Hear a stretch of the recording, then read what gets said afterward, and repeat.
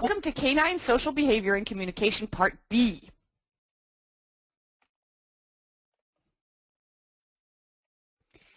My name's Angelica Steinker. I have 15 years of full-time dog training and dog behavior experience. My special interests are agility and aggression. I love working with reactive dogs. I started in horse training. I'm also the director of training for Dogsmith, the national franchise. I've been published in peer-reviewed journals twice. I'm a CASI graduate and faculty member, and then of course I'm a faculty member here at Diagnostics. Nikki also helped with this presentation, and these are her credentials. Okay, so the goals for today's webinar are for us to learn about distance decreasing behaviors, active and passive appeasement, aggression, and greeting rituals. Distance increasing behaviors. I don't know, I'm taking a wild guess, but I think this Chihuahua wants us to go away. Distance increasing behaviors may serve various functions, including behaviors that can predict aggressive or appeasement or flight behavior. Here's a distance increasing signal, a tongue flick.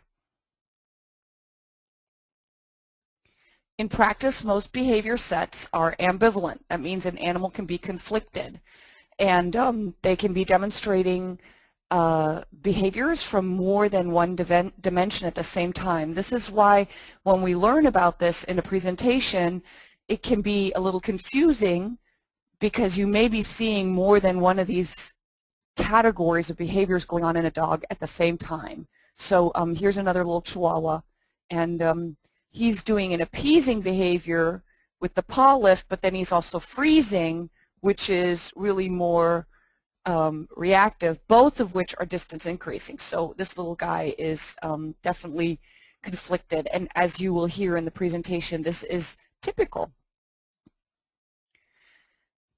Appeasement or flight behaviors serve to avoid or to try to escape something that the dog doesn't like, something that they're interpreting as negative, as hostile.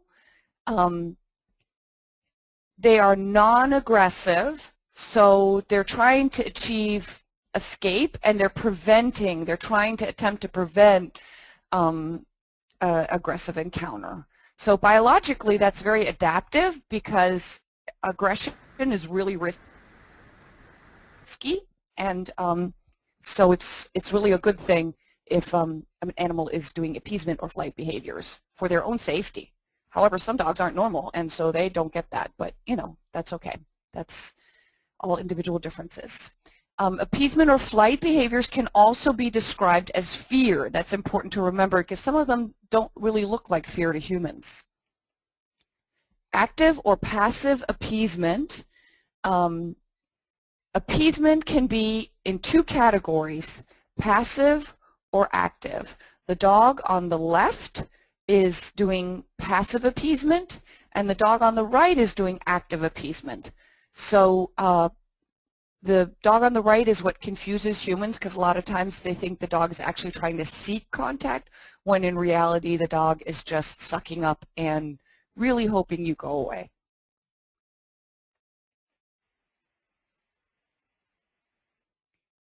Passive appeasement.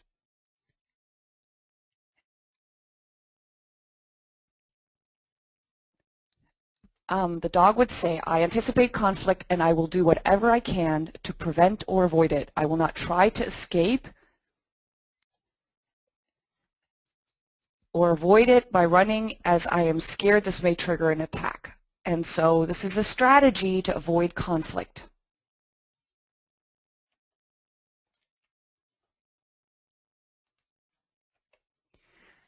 Passive appeasement, this little dog here, this little female, is also demonstrating passive appeasement, and it can include things like laying on your back, which is what she's showing us here, and exposing the underside of the chest and abdomen. Again, and that's passive appeasement. Passive appeasement can often be triggered by another dog sniffing, so here you see this big, I think maybe a Doberman sniffing a smaller dog, and you can see this dog is probably going to roll himself and expose his abdomen. A very common misunderstanding in canine communication is the tail wag. Not every tail wag is friendly. Often a tail wag can be a sign of fear or stress. So in appeasement, the dog's tail wags, and that doesn't necessarily mean it's a friendly tail wag. In appeasement, in passive appeasement, the ears are directed back and down, flat against the head, and the tail is held down, usually between the thighs, and will wag slightly. This is not necessarily a friendly tail wag. This is an ambivalent tail wag. Occasionally, during passive appeasement, a dog will expel a small amount of urine, and they generally remain motionless until the other dog has finished their investigation. And this can also happen with people. We'll talk about it a little bit later in greetings. Active appeasement. Some of the gestures exhibited by a dog who is demonstrating active appeasement can appear to be unruly or obnoxious to humans. The dog may persistently push his muzzle into you or try to seek your face. Again, these are sucking up behaviors, and the animal's conflicted. Yeah, I want to say hi to you, but you're kind of scary. Active appeasement.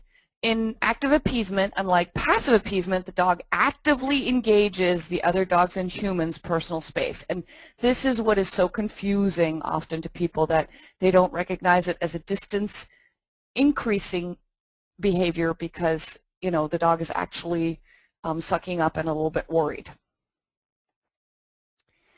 Active appeasement seems to occur during greetings or after some incident in which a misunderstanding of behaviors might take place, other than play situations. So the dog is, you know, often we say they're apologizing or they're reacting to us apologizing if we stepped on them, but it's a sucking up behavior, and it is, at least in part, motivated by fear. An incident occurs accidentally that prompts fear. Near future aggressive behavior is a possibility, so the dog gets worried. And so they may use active appeasement to prevent an escalation. In humans, this is also called butt kissing.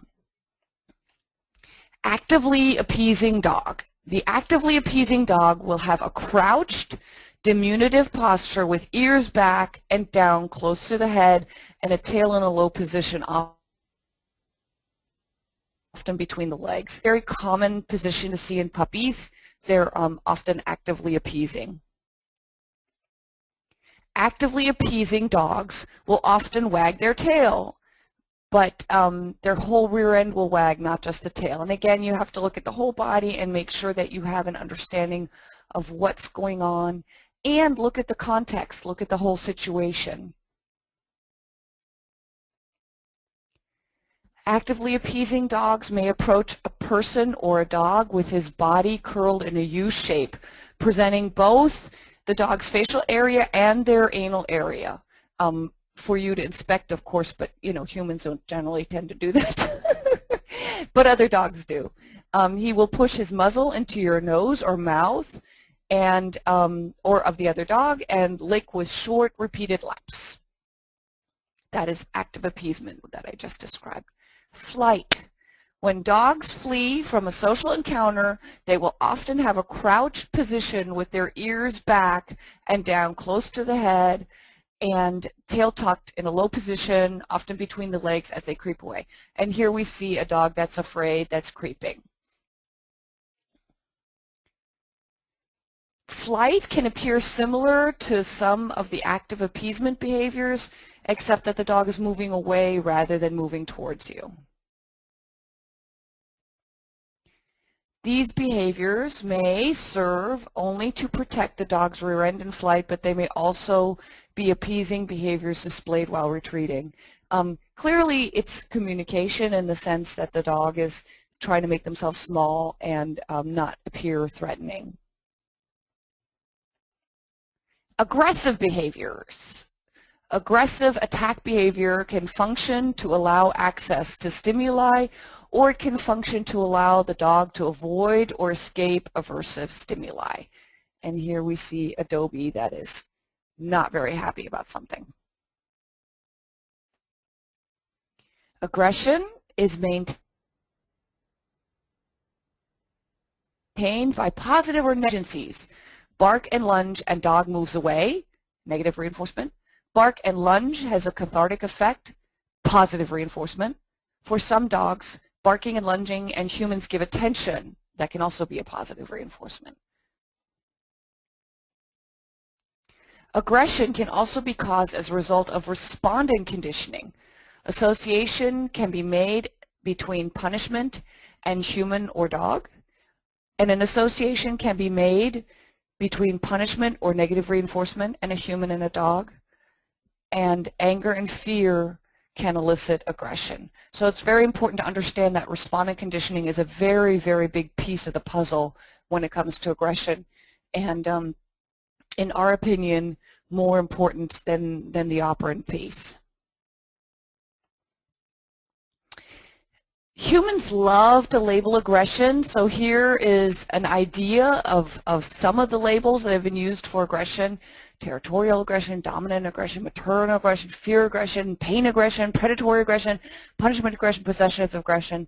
Bottom line is almost always fear is based out, aggression is based out of fear or anger, and the only exception to that is predation, which of course is a natural behavior. And of course medical aggression, or if the dog, you know, has a brain tumor or something, of course that would be an exception too. But in this list, the exception is predation. Fundamentally, aggression is almost always fear or anger based. Look at this little dude. He looks pissed. He is not a happy camper. This means it's not a behavioral problem, but an emotional problem. Ultimately, modification will need to address emotions. Otherwise, it's just a Band-Aid, smoke and mirrors. And that's not what we're going to cover here, but it's an important fact for you guys to understand. Signs of aggression. Dogs usually make extensive use of threat displays before resorting to an actual attack. So here you see a dog resource guarding a bone, and I would say that's some extensive threat displays, and if the person or the other dog does not retreat, he's probably going to resort to an attack pretty quickly. Signs of aggression. A threatening dog is going to appear up and forward and trying to look as large and powerful as he can. That's why often when dogs start to scuffle, they're both up on their hind legs. They're both trying to look really big.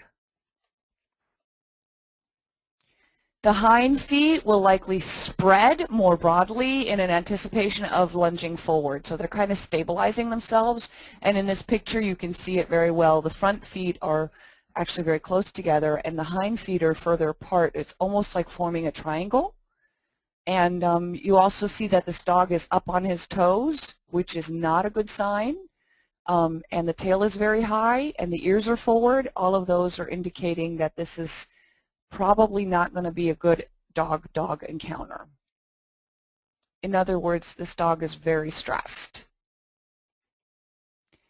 Signs of aggression. Often the tail will wag and ride high, and so again this flagging motion is often misunderstood as something that's friendly, and it's really, really important to educate clients about that. Not every tail wag is friendly, and in this case it's not a friendly tail wag. Signs of aggression. Piloerection. Piloerection is when the hair stands on end, and often it will be prominent and the dog is stiff in addition to having the piloerection. But it's important to understand that piloerections can also occur at different times that are not related to aggression. So a piloerection by itself is not a sign of aggression. So here's a human piloerection. All of us have had goosebumps, and this is a really good way for everyone to understand that a piloerection is not necessarily a sign of aggression.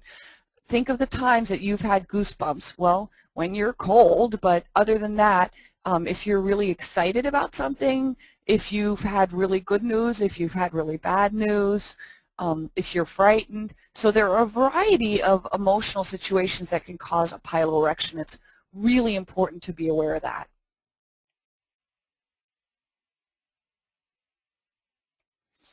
All right, so cool little cluster of pictures. And what I wanted to point out here is hard eye contact. One of the signs of aggression can be when a dog gives hard, direct eye contact with their target. So we have 4 pictures here. Let's start with the upper left. This is an example of a soft eye. How do we know this dog's eyes are soft? The muscles around his eyes are actually relaxed. Dogs have similar muscles around underneath their skin as we do, facial muscles, facial expression muscles. So the dog in the upper left demonstrates how these muscles are relaxed. And so the eye is almond shaped and soft, and then you see the other body language that goes with that. The mouth is soft and relaxed, the ears are back. So this is a dog that's a happy camper. Then, in contrast to the right, the upper right, we have another little guy who is contracting these muscles around his eyes. These muscles are opening his eyes and making them appear larger. And this is what gives us the hard stare, is when those muscles are opening the eyes really far. And you can also see that, you know, the muscles, the corners of his mouth are actually pulled forward. So this little guy is not a happy camper, and that's an example of a hard eye. So you can really see the difference. Bottom right, the little, I don't know, maybe Jack Russell mix. He's really cute. His mouth is relaxed. His eyes are not as almond-shaped as the little guy on the upper left, but they're soft, and he looks very content and happy. The ears are just flopping there. That's an indication of the muscles around the ears being relaxed, and the corners of his mouth are just kind of soft and relaxed. If you touched them, you could feel not a lot of muscle tension there. So clearly that's a really relaxed little guy too. And then the lower left, we have a guy that is kind of, you know, super relaxed and possibly drifting off into sleep. And so, again, that is not a hard stare. That is not hard eye contact. So if somebody says, I don't know what hard eye means, this is what it means.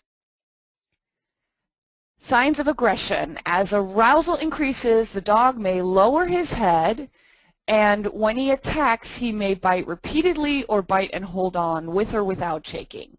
Obviously, none of the behaviors that we want to see. We want to be able to intervene prior to that happening. Lower level arousal aggression. This is really important stuff because this is more proactive. This is stuff that we can step in and prevent the dog fight. A slightly lower level of arousal. The dog may put their chin or paw on another dog's dorsal neck or back. They may mount the other dog, or if the dog is lying down, they may stand over him, as pictured at right, attacking if the other dog does not remain still. So if you see the behavior on right, it's ample time to get those 2 dogs apart because something could be happening. And of course, again, if the dog's bodies are soft and wiggly and the muscles are relaxed, you're okay. But if the white dog is really stiff and showing other signs of stress, such as possibly tongue flicking, get in there and get the white dog out of the situation. Generally, it's a smart move to grab the dog that you think is about to aggress. That is potentially an unsafe thing to do for a human because they can redirect, but as professionals, that is a risk that we need to take if it comes to protecting a client's dog. Canine motivational conflict. Common types of conflicted behaviors arise in situations of motivational conflict. And I thought this picture was really funny. A conflicted dog has trouble deciding. He's got a stick and a ball. Okay, so motivational conflicts. There are 3 common types of conflicted behaviors that can arise in situations of motivational conflict. 1, approach, approach. 2, avoidance, avoidance. 3, approach, avoidance. And we're going to talk about all 3 of them now. Approach, approach conflict. In an approach, approach motivational conflict, the individual is simultaneously motivated to approach 2 different goals where both cannot be simultaneously approached. It's not physically possible. An example is 2 stimuli and a dog can't decide which one to approach first. 2 people enter the home at the same time and the dog is conflicted and unable to decide which person to greet first.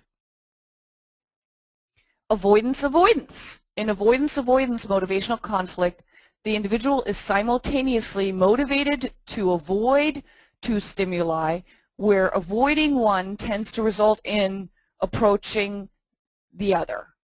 So this is a situation that can be really scary for the dog. They can feel trapped, and a trapped animal can resort to aggression. Dog wants to avoid 2 things and can't decide which one to avoid first. Dog is afraid of a trash can and people, and a man approaches from the right and there's a trash can to the dog's left, and now the dog is conflicted and can't decide which stimulus to avoid first. And as I said, that can be a really dangerous situation because that's a dog that may end up biting if he's truly cornered and can't get out of the situation. The person that's approaching is at risk for being bitten. Approach avoidance conflict. In approach avoidance conflict, the individual is simultaneously motivated to approach and avoid the same stimulus. A dog wants to say hi, but then gets worried and vacillates between greeting and appeasing behaviors. I just did a consult with a little border collie that was doing this. I'm really friendly and I want to say hi, but oh, you kind of scare me. But I want to say hi, I really want to say hello, and oh, but you're scary. So she would be very, very friendly and effervescent and approach, and then if the person started to move or interact with her, you could see all the avoidance behaviors coming out. And so really the whole time she was feeling both things. She was conflicted. 2 stimuli, one the dog wants to approach, and the second one the dog wants to avoid. So in approach avoidance conflict, it can be 1 stimulus or it can be 2. So it's important to understand that distinction. So to go back to the human example, one example is the dog wants to approach and avoid the human, and that human is 1 stimulus. Or there's 2 humans, and the dog wants to approach the 1 human and avoid the other human. Both of those situations are approach avoidance conflicts. Approach avoidance conflict. In situations of motivational conflict, dogs will demonstrate ambivalent behaviors. When the dog cannot escape or is motivated to approach, he also may use ambivalent behaviors. These first 2 types of motivational conflict are not nearly as common as approach avoidance conflict. So go figure that the most complicated one is the most common. Conflicted dogs. Dogs that are conflicted between approach avoidance or avoidance avoidance are at risk for biting. Ambivalent behaviors. When a dog is in conflict between the 2 social dimensions, they may vacillate back and forth, showing different and conflicting body language. So that's why it's important to understand the motivational conflicts, because that's what creates ambivalent behaviors. And humans are very confused by ambivalent behaviors. They're already confused by just a lot of dog body language, but the ambivalent behaviors are really confusing. Ambivalent aggression appeasement makes use of aggressive and appeasement behaviors, vacillating from one to the other and sometimes vacillating between appeasement and flight. So again, the little border collie I was working with, she wanted to approach, but then she was also at risk of nipping people. She didn't nip me because I was reading her correctly, but the average person is like a sitting duck, because the moment they start to move or approach her or reach for her, she may nip, because yes, she wants to say hi, but then she's also got this appeasing thing going on, and then she's also going to potentially be aggressive and nip if you frighten her. Ambivalent aggression appeasement: the closer the dog gets to appeasement, the more consistent will the appeasement or flight behaviors be. As the dog swings closer to the aggressive position, the more consistent will the aggressive behaviors be displayed. Ambivalent behaviors, specifically the mouth. Appeasing position for a dog's mouth is to rarely show any teeth unless they're doing a submissive grin. The aggressive position, dogs will usually show canines and incisors in a tight forward C shape. This is what we saw earlier with the dog with the hard eyes. The corners of the mouth were pulled forward, but the teeth were displayed. Ambivalent position dogs will often make use of an open, wider, C-shaped mouth, showing more of the premolars and molars. That's ambivalent.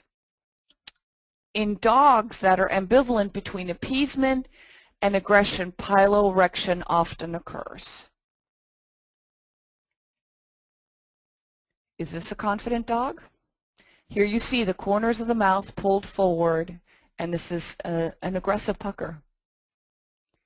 The eyes. In an ambivalent dog, often the pupils are dilated, and this is not because there's a lack of light.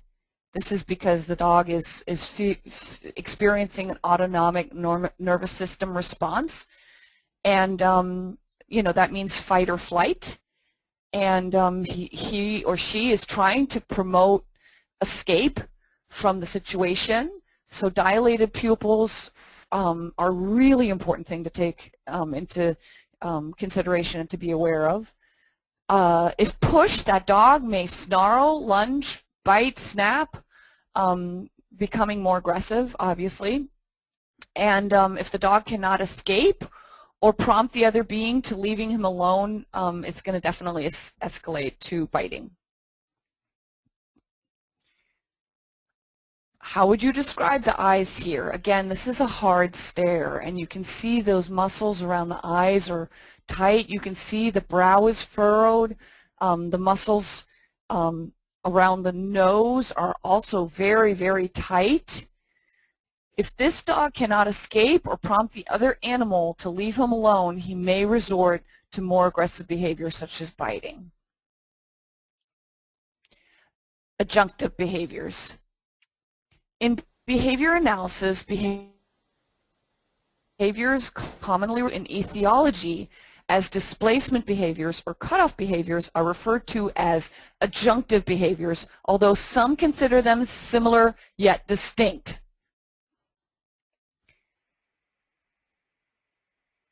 So, adjunctive behavior is also referred to as signs of stress, calming signals. Turid Rugas wrote a book called Calming Signals, which was just her phrase for some signals of canine communication. And then they can also be called cutoff behaviors, and they can also be called displacement behaviors. So what you guys need to know that while these are all can be very clearly defined, they generally refer to the same thing. And here we see a dog performing an adjunctive behavior. He's turning his head, which is a mild sign of stress. Displacement behaviors are often observed in the natural environment and characterized as irrelevant, incongruous, or out of context. I guess I would argue with the term irrelevant because they're very relevant, but they may appear irrelevant because they don't appear connected to what's going on. In reality, they're very important because the animal's trying to avoid conflict, which is, you know, pro-social and really wonderful thing. The activity of the dog does not make sense given the situation, and the displaced responses do not appear to follow from immediately preceding behavior. Again, you see a very big head turn here. That is definitely displacement behavior. When a dog faces a highly stressful or unsolvable conflict that results in frustration, he may perform various other or adjunctive behaviors that may function to delay or avoid the aversive stimulation. Respondent conditioning may elicit a displacement behavior when a fearful stimulus is presented to the dog. Displacement behaviors can be things like the dog sniffing the ground, or drinking water. One of the things you'll keep hearing me say in this presentation, it's so important to do an individual ethogram for each dog that you're working with. And as you get more experience, you can do this more and more rapidly. And then, of course, it's extremely important to help our clients to do that. But as a personal example, when my dog sniffs the ground, I can tell exactly what kind of sniff it is. I know if it's a displacement sniff. If it is, generally, Zumi and Power will sniff very intensely at the same spot, and it's difficult for me to interrupt. And if they're doing that kind of sniffing, that's generally a displacement sniff. If they're moving around more and they appear to be following something, that is more of a curious investigative sniff. And if they're just sniffing and then the moment I say something or I start to move, they pull right out of it, that's just a normal sniff. So it's really important to know your dog and to know your dogs and to know your clients' dogs and to understand what type of behavior is communicating what. And again, it would be really fun to talk about what to do in those situations, but that's beyond the scope of this webinar. But it will be covered in other webinars, and it's really, really fun to help a dog work through a displacement behavior. Stress-induced behavior or emotionality is what, obviously causes displacement behaviors. They can, as you guys know now, also be called cutoff behaviors, and they were first discussed by Chance in 1962, and appear to be behaviors that function to reduce arousal and avoid aversive social encounters. And you can see how this could be so confusing when a dog is giving all these displacement behaviors and the human isn't reading it and then feels that the dog bit out of nowhere. In situations where a dog cannot flee from a social encounter, dogs may utilize appeasement behaviors or cutoff behaviors, displacement behaviors. Cutoff behaviors function to temporarily break off sensory contact with the other individual, thereby reducing arousal in both themselves and their opponent.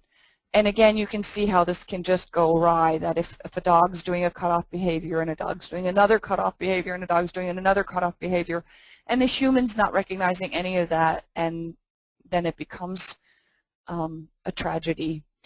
Usually, displacement behaviors involve looking away from the other dog or person, and this is then reinforced by decreased arousal or the avoidance of arousal and an increasingly aversive encounter. Displacement behaviors. Not seeing the fearful stimulus will help prevent eliciting the fear response. This is really important to understand. We're talking about respondent conditioning now. So oftentimes a dog will not look at something, and often that can be a big clue that they're worried about it. So this is really tricky because sometimes dogs look at what they're worried about. Oh, there's a trash can blowing in the wind, and they're looking at that and they're moving away from it. So it's pretty clear they're afraid of the trash can blowing in the wind. But there are also dogs that will not look at what they're afraid of.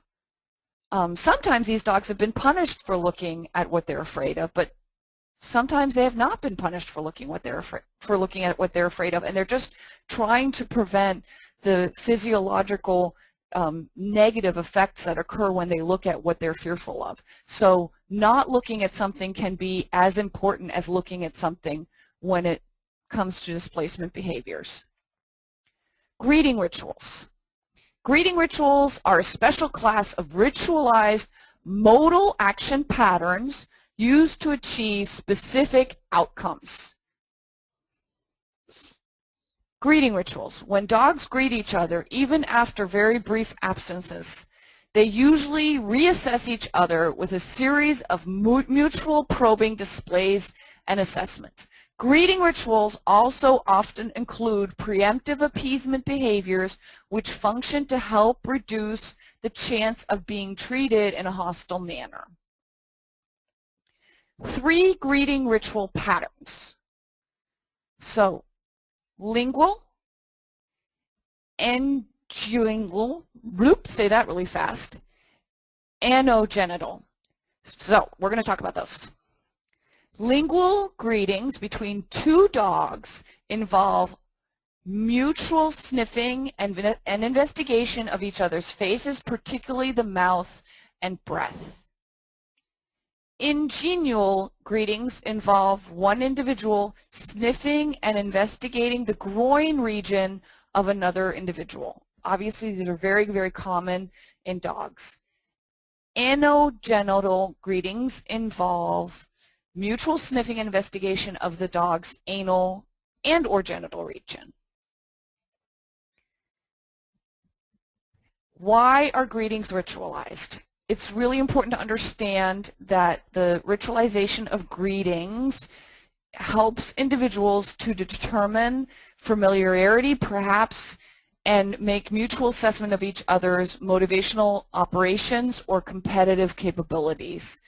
The greeting is flexible, and most dogs approach in an arc. So certain breeds of dogs will approach and walk straight up to another dog, and that's kind of their dialect, and that can be extremely rude to other breeds of dogs.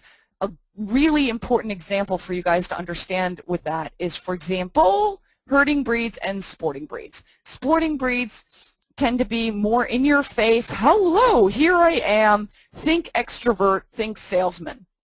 And herding breeds tend to be more introverted, think bookworm. And so often if you're having a play group or you're at the dog park, the moment the herding breed enters the group of sporting dogs, you can start a countdown of how soon there's going to be trouble, because these dogs are speaking a different dialect, and greetings are flexible, but because the herding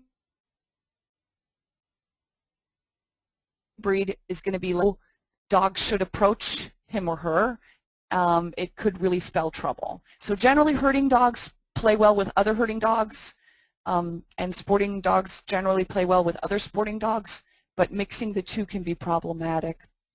Once dogs have made their initial assessment, one or both dogs will often perform play meta-prompt behaviors or move on to other activities. Greeting rituals. Some dogs perform what we might consider intimidating behaviors. They may rest their chin or paw on the other dog's back or the dorsal neck. They may mount the other dog, or if the other dog lies down, they may stand over the other dog. Distance decreasing greeting behavior sets often include mild preemptive appeasement or cutoff behaviors, as we discussed previously. Aggressive dog greetings. Aggressive dogs will often stiffen and growl. So in the picture below, you see the dog on the left looking pretty stiff, and the dog on the right, woo, cut off. Head turn, trying to do soft eyes, saying, peace, I mean no harm, dude, chill. And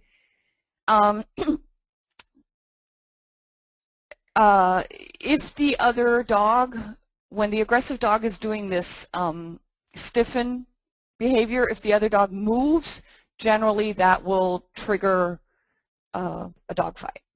So again, here's your moment to intervene when this picture was snapped, and the dog to grab is the chocolate lab. I think he's a chocolate lab. Anyway, the dog on the left is the one to grab. Tail will wag often in this situation with a straight spine, and again, this is not a happy tail wag. Very confusing to humans who have been brainwashed for centuries that tail wag means the dog's happy. Aggressive dog greetings. The target dog may remain still until the intimidator disengages. Again, there's going to be use of active or passive appeasement. It's really important to try to catch this before it escalates. Aggressive dog greetings often result in a bolstery display of lunging, snarling, snapping, and sometimes biting. And as I've said previously, you really want to catch it before it gets to that point. Dogs greeting people. When dogs greet people, some variations on the dog-dog themes may be seen. Dogs will be cautious or confident, social or aloof, or shades in between. Dogs greeting people, the more cautious dog will rarely approach. If he is motivated sufficiently to approach, he will use cutoff or appeasement behaviors. He may approach wagging his tail so vigorously that his entire rear end wags with it. That is still cautious, and that is not necessarily completely happy.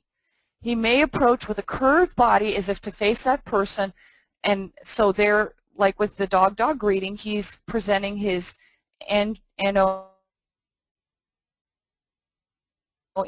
region, so it's that curved thing again. He will also often rub his muzzle against the person or sometimes jump up in order to lick the person's face, particularly the mouth.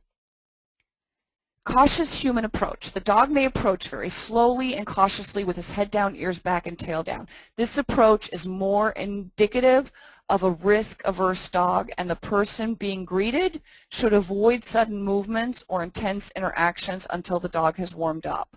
So often, again, this can lead to misunderstandings because the dog appears kind of shy and the dog is trying to make himself small, and so humans will think, oh, well, you know, he's quiet. And no, he's not quiet. He's actually really afraid. And again, a dog like that could nip. Cautious human approach. The cautious human approach behaviors are variations on active and passive appeasement behaviors. Some dogs are much more confident and will approach for social contact with minimal cutoff or appeasement behaviors. They will simply approach and sniff or seek contact. Many dogs will send ambivalent behaviors. Ooh, and that's the really tricky stuff. Canine communication is very intricate. Dogs are very social animals and are usually expert communicators with one another. Usually, not always. There are lots of nerd dogs out there, and dogs that have been separated from their moms or separated from their litter mates or both often have very poor social skills and do not read each other well at all. And those dogs are usually predisposed to dog aggression, and that's why. Evolution has required dogs to be keen on reading each other, providing they were in a normal environment and were given the opportunity to do that. In order to ensure the dog pack's smooth functioning and successful hunting. Sometimes it's hard for us to know what another dog is saying to our dog, and so we may have no idea why our dog responds in a certain way. Always listen to your dog. If you don't see whatever your dog's seeing, just listen to your dog. If your dog is displaying cutoff behaviors or moving away from another dog, roll with that. Your dog is seeing stuff that you are not, and almost always they're much, much better at seeing stuff than we are. And they may even be smelling things. It's not, you know, we don't know. This hasn't been researched at any sort of deep level. So we don't know what other data they're getting, but they read each other better than we read them. A friendly canine greeting ceremony with another dog usually involves an indirect approach. Again, that's that arcing that we talked about. One dog will circle around the side to the other dog so that the first dog's nose ends up near the rear of the other dog's hind end. A direct head-on approach is considered rude and even threatening. And again, this is where breed differences come in. Terriers also oftentimes will do a head-on approach, and if they do that with another terrier, It may or may not work, but it's more likely to work because they do that too. But it can really be a problem, again, like for example with a herding breed who's going to take great offense to that. Friendly canine greeting. Sniffing the other dog thoroughly before any further interaction begins is a normal part of a friendly greeting. Tail wagging may be quickly, including the spine being soft and curling. So again, we're looking for soft body language. Soft body language is going to be pro-social. Hard, stiff body language is going to be antisocial. So, and I thought this picture was really cute. Appeasement signals used with people. Licking muzzles or human faces, blinking or squinting, averting the eyes, tongue flicks, a modification of licking, very quick, small flicks of the tongue. A tongue flick is just going to come out straight at the front of the dog's mouth and go back in, kind of similar to like a snake's tongue flick, whereas a lick comes out the front of the mouth, goes to the corner of the mouth, and then comes back to the front. So a tongue flick is very different from a lick. Flick and lick are very different. Appeasement used with people, often lifting a paw, rolling over to expose the belly, submissive urination, which is a small leakage of urine during the greeting, and indicates that the dog is confused with a house training accident. And just want to emphasize here that it's really important to educate clients not to ever yell at a dog or to physically correct a dog, gosh forbid, that's submissively urinating, because that will make the problem worse. And I've had clients that had created real nightmares of submissive urination where dogs were, 3, 4 years old and still consistently submissively urinating and being punished for it, and it just really complicated training to try to get that undone.